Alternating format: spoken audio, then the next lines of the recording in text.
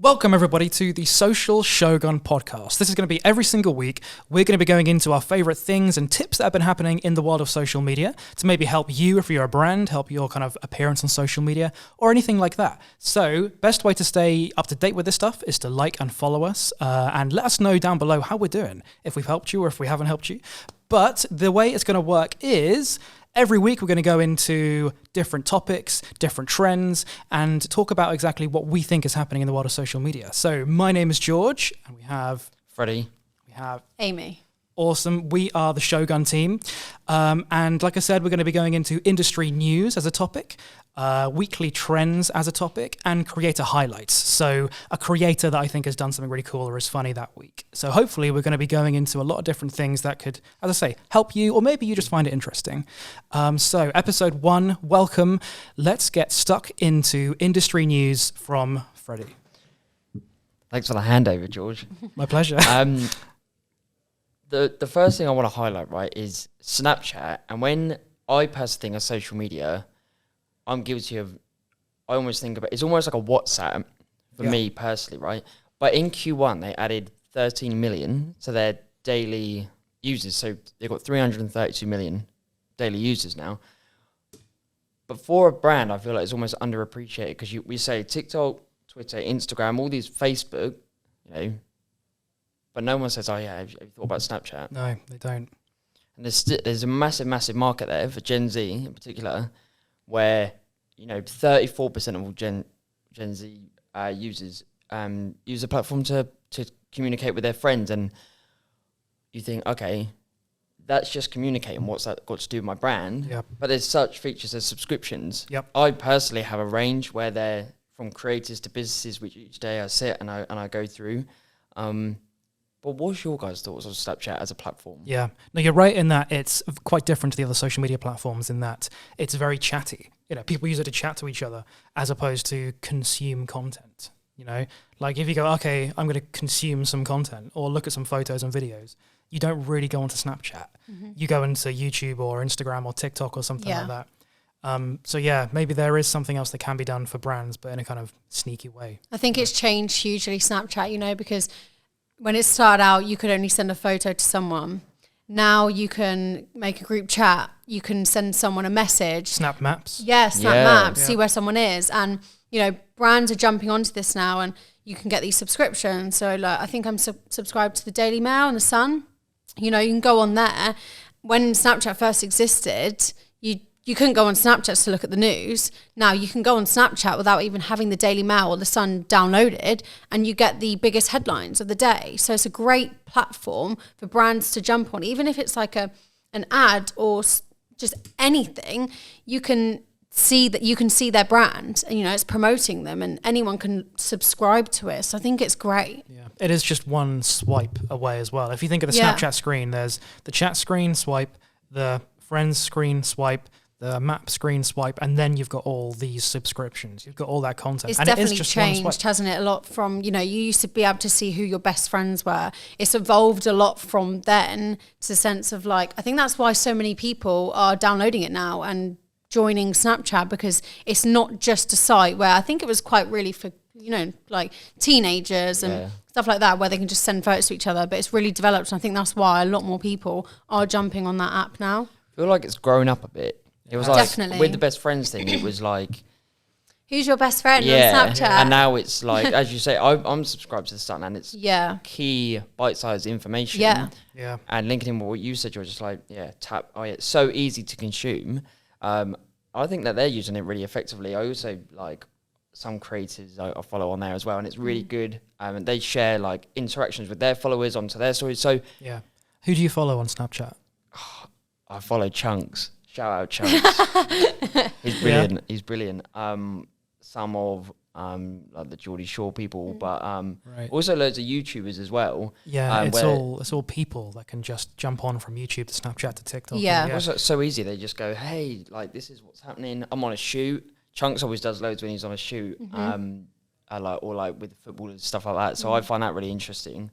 Definitely overlooked, but it's like almost like a key founder of social media. It's not going to go anywhere. Old.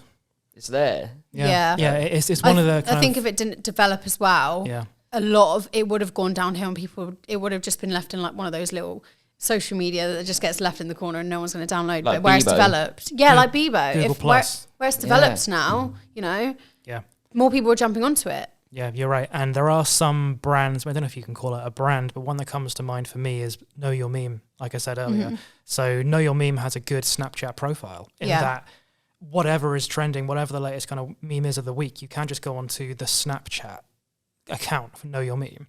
And that's probably the main place I would go rather than Instagram or something, because the way that the Snapchat feed works and the way that when you click it is quite fast paced. It's really easy as well, isn't it? It is easy. So a brand can remember that for Snapchat, there are options for a brand to be on there, and it's a kind of different style to others. It's very, very fast paced. Yeah. So I think that's why I follow like the Daily Mail and the Sun, because I wouldn't go on the Daily Mail website. There's too many ads. I feel like it's like flooded with ads, and so is like the Sun. Whereas on Snapchat, there's no ads. You just click through it, or there might be this one ad that comes up, but again, you can click through that. Yeah, it seems like the ads are least intrusive on Snapchat. I suppose that's what I mean. Is that because it is just a tap, it's quite a fast app for brands. It's definitely a platform that people should utilize. It's actually funny. Maybe that you talk about newspapers. My mum was reading a newspaper yesterday, and I thought, I literally can't remember the last time I even bought a newspaper. Read a newspaper. Yeah. Newspapers are dying with like millennials, Gen Z. That's it. I am 31, and I know no one in my friends group who reads has a newspaper. Genuinely, none of us buy it. None of us, no millennials buy it. It's because it's all online now. Yeah. So, everything is online, and our generation, use their mobile phones. So why would you buy a paper when you can go on your phone and you don't have to buy anything? Also, I feel like you'd have to go out your way to buy. I don't go past any shops on the way here to where I can buy a newspaper. No. Or I can just access it in the morning. You're right that Snapchat will have those news blobs, won't it? Yes. The bad thing I got to say about Snapchat, and this is something maybe a brand needs to consider when they're going to try Snapchat, is it's probably the most clickbaity platform. Yes. If you look at that feed of, brands and contents, oh my days, it's the most like trashy like headlines. It's to like grab your attention, isn't it? It really is, yeah. Because like I said, it's such a fast-paced app compared to the others. Some of them are just disgracefully clickbaity.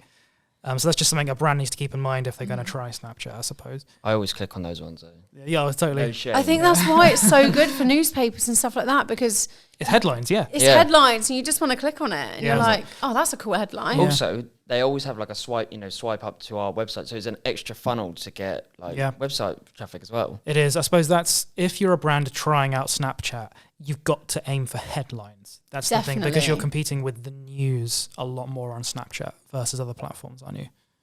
100%. Yeah. My last piece of industry news is basically Instagram came out and they said hashtags aren't used they don't help you in any way with engagement. They're basically used to categorize content. So hashtag mug or hashtag coffee, you shouldn't use it in such a way we're just spamming anymore. What's your guys' thoughts on hashtags for brands? Yeah. Since the head of Instagram basically admitted that hashtags don't really help very much, that kind of says it all. Yes. I think that might have shocked a lot of people as well, because they're thinking, I remember back in the day where, a lot of my friends would literally like hashtag about 30 things on their photos, and it was most irrelevant stuff that was just not relevant to their post. It'd be like a photo of their shoe, and they'd be like, outfit of the day. Hashtag swag. Yeah, like laces or something. Why did we do this? Why did we do this? But it's really changed in the sense of when they've come out and said these hashtags don't do anything really for your brand. Yeah, totally. I mean, it's good in the sense that you can have your relevant hashtags, and if your brand is constantly posting with that one hashtag, it will have all your posts in that one kind of section. But if you put it on something which is like, mood or something like that, which is going to have loads of images, you're not going to even fit in anywhere. Yeah, especially because recently Instagram have changed their architecture, like we were talking about earlier, where now you have a choice between following, seeing content from people you follow or seeing content from just the hashtags that you follow. So it's based on, the tastes versus people, which maybe is, similar to what TikTok did, and Instagram are trying to copy TikTok in that sense. Yeah. But what it means is that now the hashtags that you follow mean kind of more from a user point of view. Yeah. Because if you follow a hashtag, you are more likely to see it now since Instagram changed it. So for a brand, it's even more important to not spam hashtags. Just aim for like 5 or something. 100%. Yeah. And also those hashtags are really good. I like, one or subscribe to one, and then all the ones that they do are actually, they are targeted. They're not just Definitely, like half-assed. Yeah. That makes sense. Something that we do working with clients is we try to separate the hashtags based on different topics or reasons. So it's a hashtag based on the location of where the content was recorded or something, a hashtag based on the hobby of the person you're aiming at, a hashtag based on your brand, a hashtag based on the series of content, and maybe a hashtag based on just wherever a notable trend is of that moment. So it means that you got 5 hashtags, all with a reason for existing, all with a reason for being assigned to that piece of content, as opposed to being a coffee shop and you just start going hashtag coffee, hashtag cappuccino, hashtag mocha, hashtag cup, hashtag tea, hashtag sugar. Like, people aren't going to follow hashtag sugar.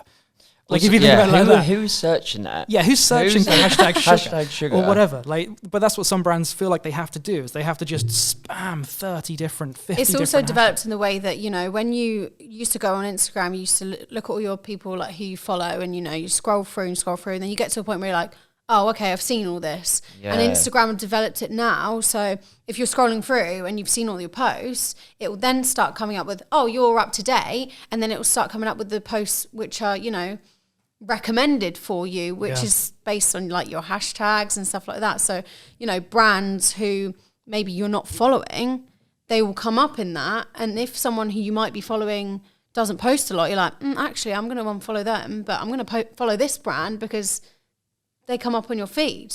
Yep, absolutely. Yeah, nice bits of news. It's fascinating how everything will change so often. Yes. How many joined Snapchat did you say, Freddie? How many million? In the first Q1, it was 13 million to their daily users. Right. And Wow. it's 332 overall. When you think about it, you think it must be like at the bottom of the rankings, but it's always there. It's ticking over. I use it every day. Yeah, so do I, yeah. Crazy.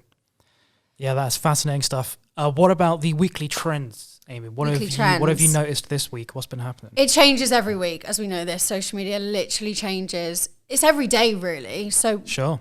putting into week is like, oh my God, what do I even include this week? But, my first one is about TikTok and how, if you're a brand, you need to get yourself on there. It's a great app, It will develop your brand hugely.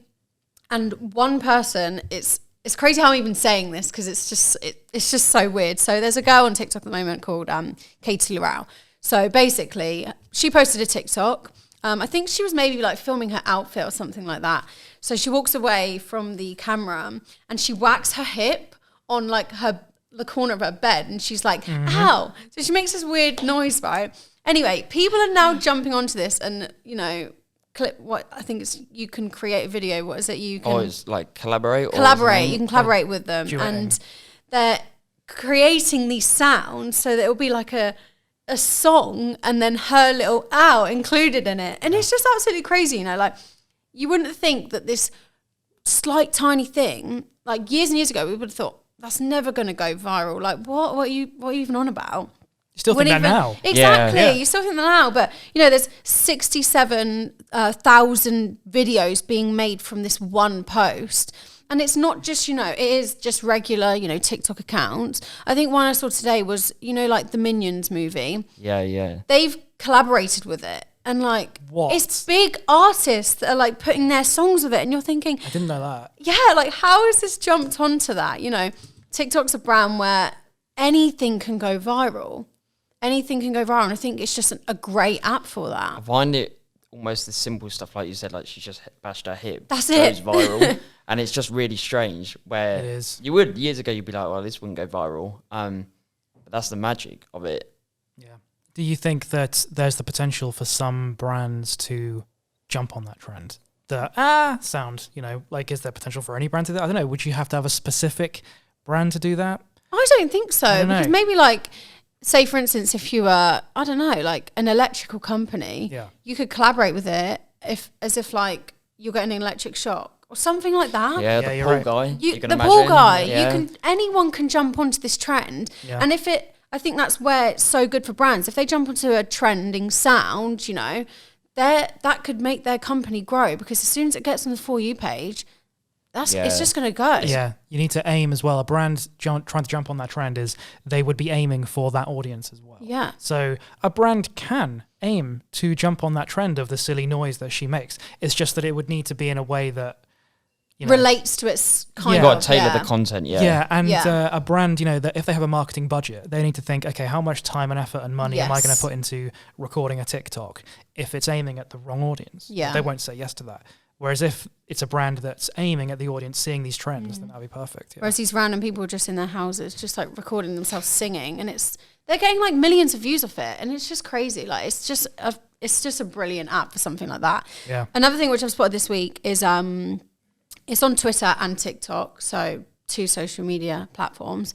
So you've got the Johnny Depp and Amber Heard trial going on. Huge lawsuit. You know, I think she's being sued for like 50 million, and then like she's countersuing for like 100 million. So it's a huge court case. And something years ago, we would have looked at this and thought, this is a really serious case. Like, you can't really take the mick out of things like this. But, you know, there's so many memes which are being created on like Twitter and Instagram and TikTok. And one of the ones which I found so crazy could literally change like the course of the trial, because I think it was something that she used to carry around, a little makeup, like color correcting palette in her purse.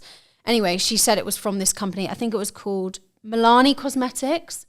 So she's basically come out and said, oh, I've carried this in my purse, you know, for years. The company have come out, made a TikTok and said, actually, you're saying that you used this. I think it was between 2014 and 2016. You're saying you used this between these years.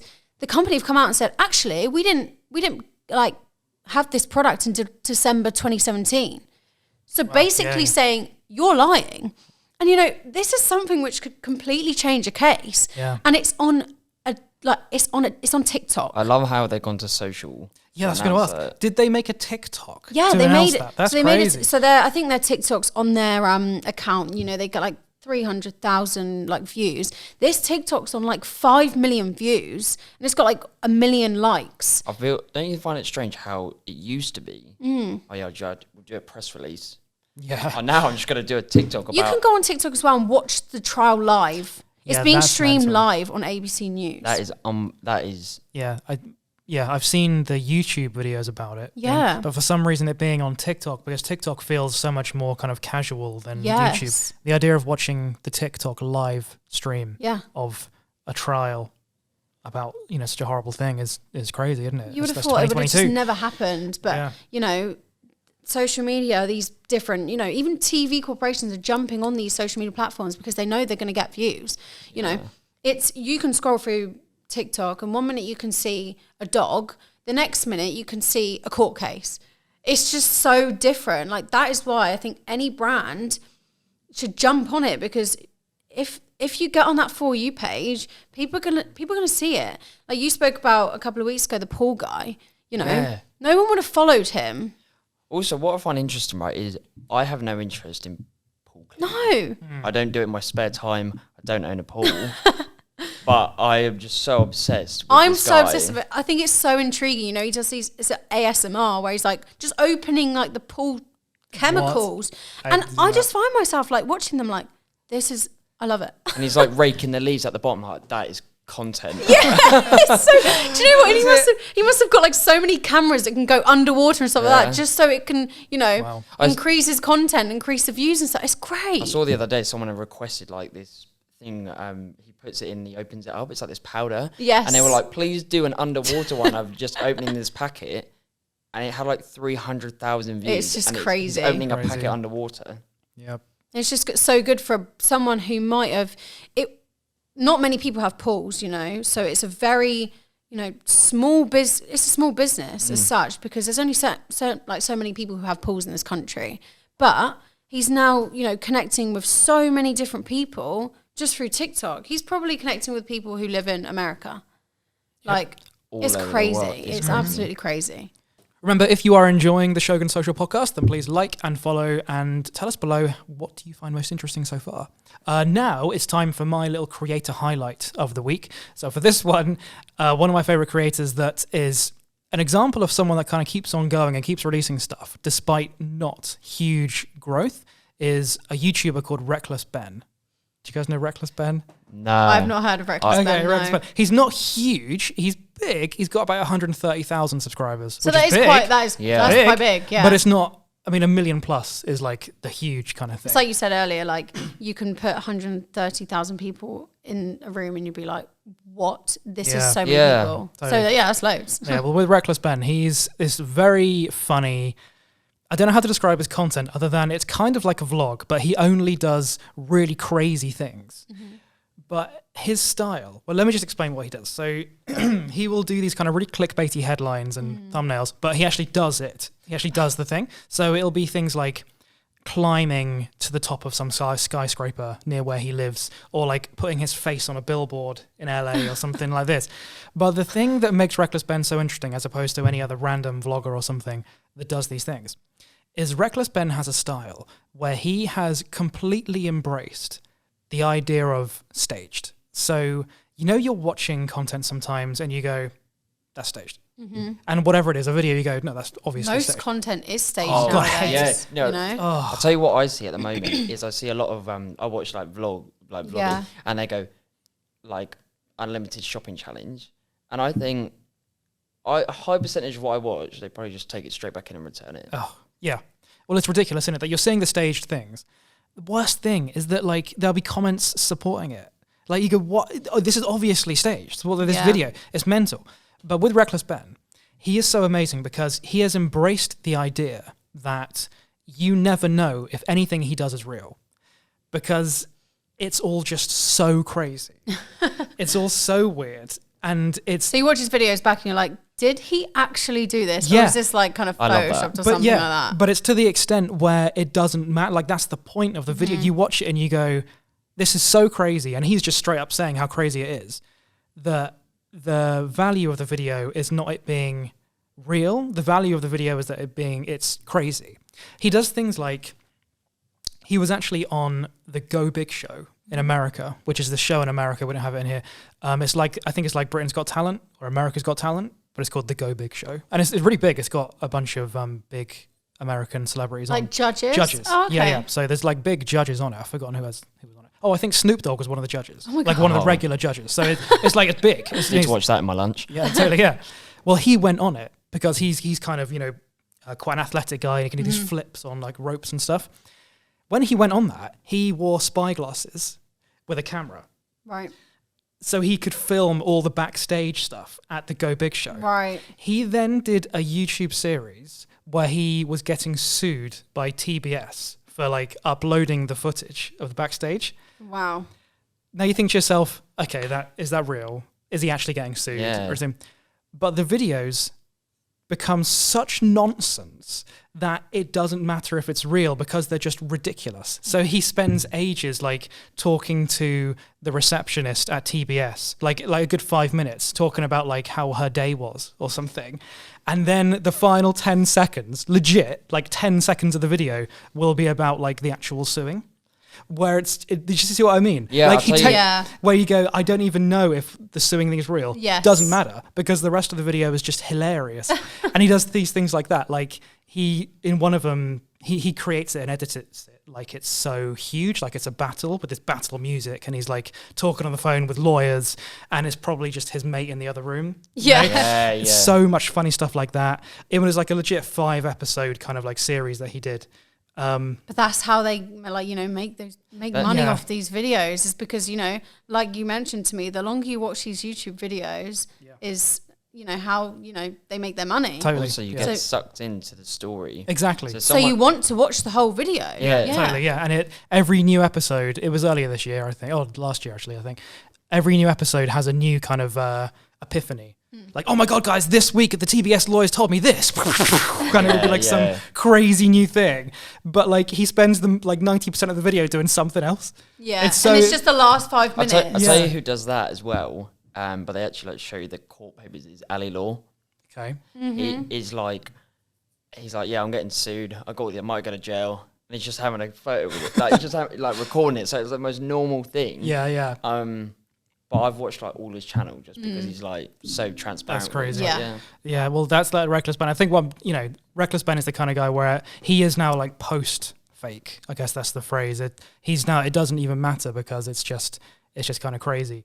And I suppose it's a style of video where for brands, if they could find an essence of a piece of content that isn't necessarily about if it's staged or not, then that is a draw. So, the whole idea of real versus fake and, TV versus the internet is non-TV things tend to feel a bit more real. They feel a bit like, okay, a shaky camera while you're filming it like this, it feels more real, doesn't it? Yeah, absolutely. And I think a brand embracing that kind of non-polished look is so important. Yeah. Because not everything's perfect nowadays, and I think that's what people like. I think they can kind of try it themselves and brands can try it themselves rather than having all this like camera set up and stuff like that. They'd be able to do it themselves because it's Also, more authentic and everything. Yeah. People like that on TikTok. They like it when, this girl's just put her phone down there and she's recorded TikTok. Yeah. Like the authenticity that you were saying, people actually like that. And then they go, I'm going to try it. Yeah, they'll be in like a toilet or something. Like Americans will be dancing in a toilet and you're like, what? Oh. This is crazy. Always a place to do content. Totally.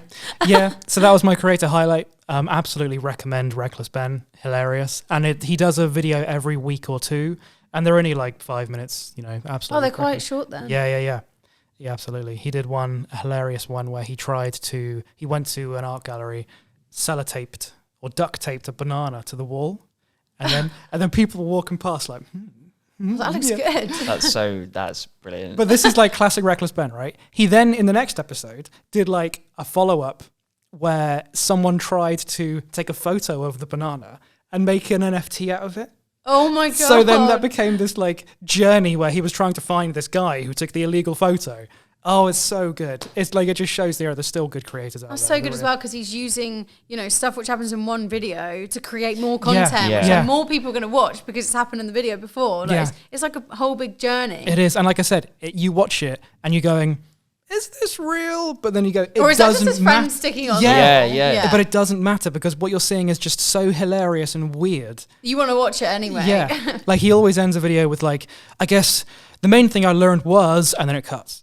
Like that's the kind of style. It's like just ridiculous. Yeah. So that's my creator highlight of the week is Reckless Ben. Yeah.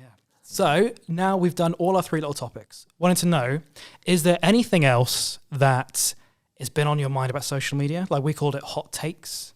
Freddie, do you have anything? Yeah, I mean, there's 2 brands at the moment that I don't use, but I'm almost obsessed with. It's Thursday, the dating app. I don't know if you guys have seen them. They are so out there and like unapologetic about being who they are. I follow them on everything, and they're even getting like their marketing interns to go out. The other day, they got their marketing intern to go out and ask strangers to go on a date. Nice. And I was just watching it, and I was just like, "This is such strange content," but I can't. Can't stop watching it. Yeah, draws me And it's in. good as well. That can go on any social media platform. Yeah, it You could. can clip that and put that on TikTok. You can put the whole video on YouTube. You can put it on everything. She did get a date in the end. Oh, Yes. nice. I'm not surprised actually. Yeah. Like that, those weird like dating approach strategies normally work. Like 1 out of every When 10. you just put yourself out there. Yeah, 1 out of every 10 will say, "Yeah, I'll go on a date with you." There'll be 9 that say no, but there'll be 1 that says, "Yeah." And it might make people, be like, actually, if I do that, I might get a date. So, and it's promoting their brand as well, because at the end it'll be like, They had Thursday. the other day, it was like a Wednesday, and they were like Happy Hump Day, and they had a camel in London.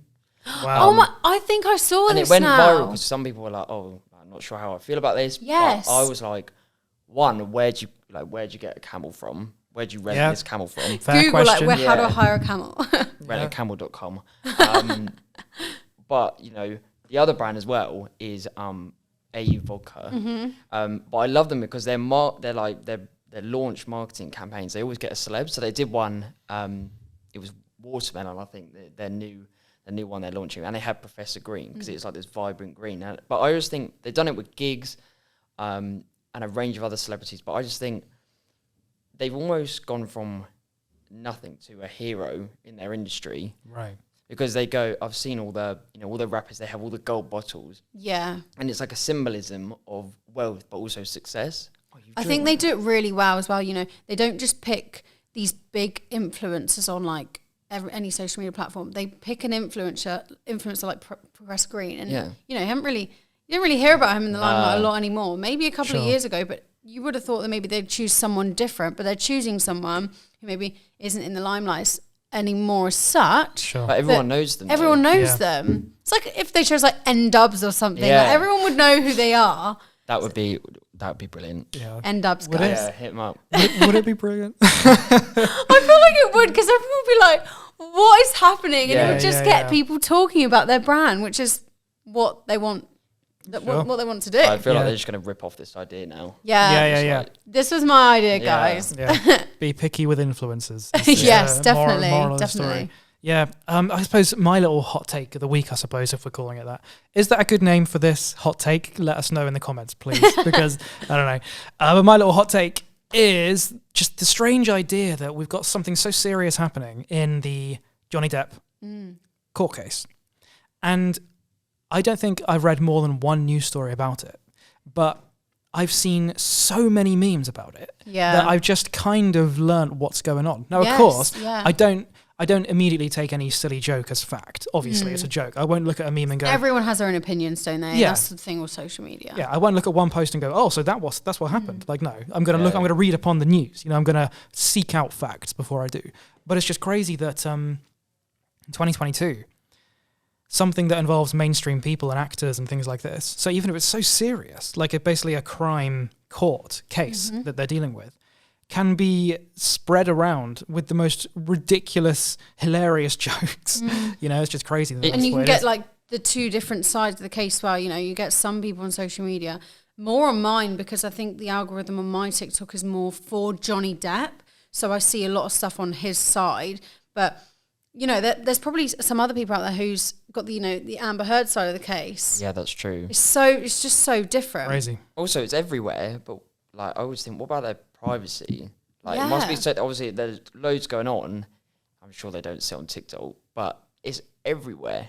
It is crazy. Yeah. You know, you have people taking the mick out of the lawyers and the way they're saying things, and they're clipping them up, and then you get that. So like that's kind of like maybe the funny side, if you want to call it, but then you have got like the serious side where he's talking about really serious stuff, and that'll be just the normal TikToks where it's, you know, not dramatizing anything, but it's just so much. And I think it's crazy how, like what I mentioned earlier about, you know, this makeup company who have done this, they've just come out and made this TikTok, and now it is part of the news. It's just this one company, and they've made headlines because they're saying basically she's lying. Yeah, in the TikTok. It's crazy. That's the crazy part. Is they released a TikTok video. Yeah. And that wouldn't happen years ago. You know, if someone made a TikTok, like at the start, I know when I first joined TikTok, it was a bit like, why are you on TikTok? It's just like an app where people dance on. Like that's what it was. There's still that agenda. That's why like so many brands are like, oh, I'm not going on that. Yeah. Like 12-year-olds that are dancing, and I think you're like way off it. Where it's developed so much more, I think they've sorted that algorithm out. And, you know, there were like, I don't know if you know, like Charlie D'Amelio and Addison Rae. They were the ones who started off with the dancing, and, you know, they've become huge in it. I think they've got like 100 million followers on there. Like, it's absolutely massive. But now you've got the brands on there, which are also picking up now as well. So, yeah, it's a great platform for brands to jump on. I saw the other day there was this girl, all she does is sell key rings with like their little like Yeezys and like Jordans in. She has like 70,000 followers, and that's like the amount of her revenue must be from there must be crazy. Yeah. That's all she does. She's like, pack an order with me. All these simple things. She's making the money from the brand, but she's also making the money from behind the scenes. Yeah, and it's so that's free why, exactly. Wow. That's why TikTok, I think, is so brilliant, because you can make that income by literally doing what you do every single day. It's crazy. It is crazy. Yeah. So have we covered everything for episode 1? I think we have. Shogun Social. I think we've got a good chunk to go through. Nice. Okay, so Shogun Social, episode 1. is completed. If you liked the sound of this, if you listened along, or if you watched and you'd like to see more, then please like and subscribe or follow us, and tell us below in the comments section what you think you'd like to see next. Is there any topic that we covered that you have a strong opinion on? Please tell us that as well. So for episode 1 of the Shogun Social, my name is George. Freddie. Amy. And thank you. We will see you next time.